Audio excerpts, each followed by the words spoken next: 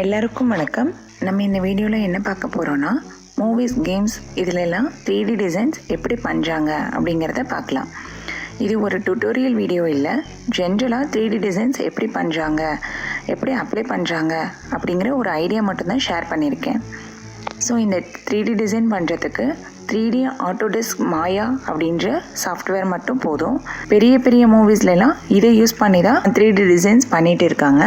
3D Autodesk மாயா ஒரு காஸ்ட்லியான software. So ஆல்டர்னேட்டிவாக Blender அப்படிங்கிற ஒரு சாஃப்ட்வேரும் இருக்குது. அதுலேயும் இந்த மாதிரி டிசைன்ஸ் எல்லாமே ஈஸியாக பண்ணலாம்.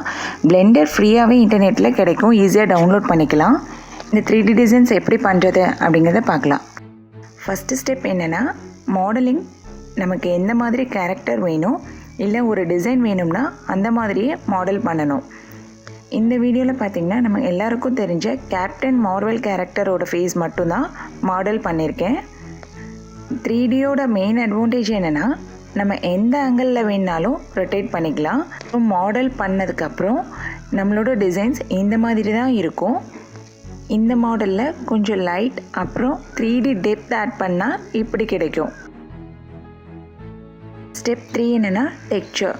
ஒன்ஸ் மாடலோட ஷேப் அண்ட் டிசைன்ஸ் அப்ரூவ் ஆன உடனே டெக்ஸ்சர் ஆட் பண்ணணும். டெக்ஸ்சர் அப்படின்னா ஸ்கின் கலர், ஸ்கின் மெட்டீரியல் டிசைன்லாம் ஆட் பண்ணுறது.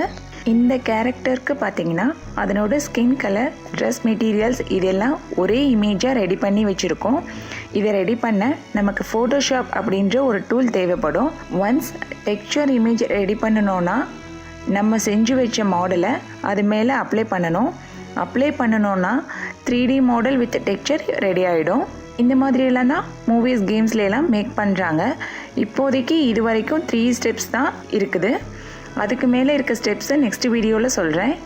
இது ஏதாவது டவுட்ஸ் இருந்துச்சுன்னா உங்கள் கமெண்ட் செக்ஷனில் லீவ் பண்ணுங்கள். தேங்க்யூ.